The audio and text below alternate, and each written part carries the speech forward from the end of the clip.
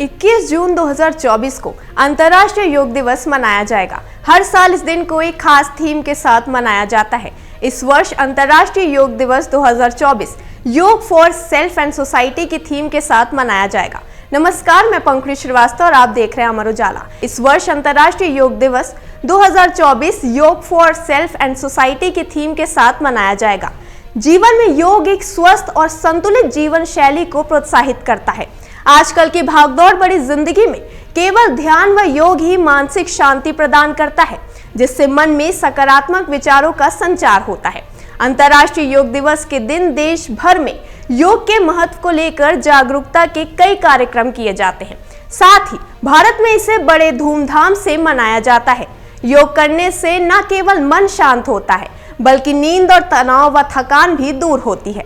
यह शरीर को स्वस्थ बनाने के साथ साथ मांसपेशियों को भी मजबूती प्रदान करता है।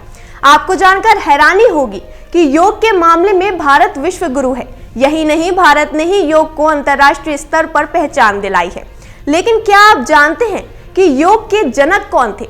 आखिर किसने योग की शुरुआत की थी? अगर नहीं तो आइए हम आपको बताते हैं।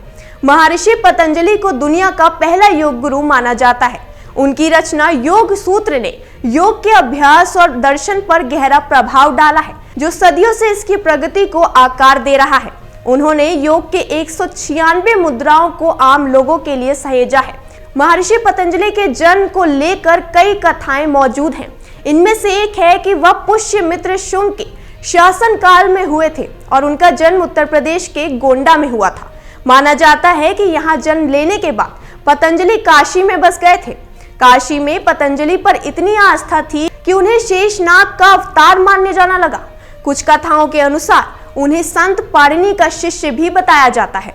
हालांकि इस बारे में कोई तथ्य मौजूद नहीं है। महर्षि पतंजलि ने योग के सूत्रों को व्यवस्थित करके अष्टांग योग की शुरुआत की थी। उन्होंने इसके जरिए योग को एक व्यवस्थित रूप दिया था। माना जाता है कि भारतीय समाज में योग की परंपरा हजारों सालों से थी, परंतु इसका कोई भी दस्तावेज लिखित रूप में नहीं था। महर्षि पतंजलि ने ही सबसे पहले योग का डॉक्यूमेंटेशन किया। उन्होंने अष्टांग योग, जिसमें यम, नियम, आसन, प्राणायाम, प्रत्याहार, धारणा, ध्यान और समाधि शामिल है। महर्षि पतंजलि ने इस तरह से योग को टुकड़ों में बांटकर आम लोगों तक इसे पहुंचाया था।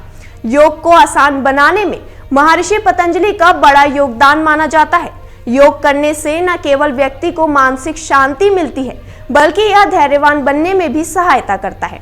बता दें, पतंजलि से पहले भी योग था, लेकिन धर्म और अंधविश्वास की वजह से लोगों में जागरूकता का अभाव माना जाता था। उन्होंने योग को धर्म और अंधविश्वास से बाहर निकाला, धीरे धीरे इसे आम लोगों तक पहुंचाया। महर्षि पतंजलि ने योग को ध्यान के साथ भी जोड़ा, जिससे मानसिक ताकत का स्तर बढ़ सके। भारत ने योग को अंतर्राष्ट्रीय पहचान तो दिलाई और योग के माध्यम से सांस्कृतिक एकता को बढ़ावा दिया है। जब योग की बात आती है तो आध्यात्मिक दर्शन भी इससे अछूता नहीं रहता। हालांकि अध्यात्म और योग दो अलग अलग विषय हैं, लेकिन दोनों एक दूसरे के पूरक हैं। माना जाता है कि योग का अर्थ भागीदारी है, लेकिन आध्यात्मिक रूप से यह स्वयं को देखने और आत्मनिरीक्षण के माध्यम से स्वयं के साथ संवाद करने की एक प्रक्रिया है। जहां बाकी दुनिया के लिए योग एक स्वास्थ्य उपचार हो सकता है, वहीं भारत में इसे खुद से जोड़ने की प्रक्रिया के रूप में जाना जाता है। ऐसी गतिविधियां जो लोगों को अपने अंदर देखने की अनुमति देती हैं। भारतीय आध्यात्मिक दर्शन का योग से गहरा संबंध है। यह पारंपरिक योग अभ्यास है, जिसकी उत्पत्ति भारत में हुई, दुनिया भर में अपनाया जाता है। योग स्वस्थ शरीर, मन और बुद्धि को बनाए रखकर सच्चे आत्म यानी स्वयं को प्राप्त करने का एक तरीका है।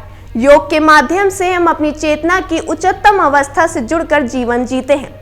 ऐसा जीवन पूर्णता से परिपूर्ण होता है।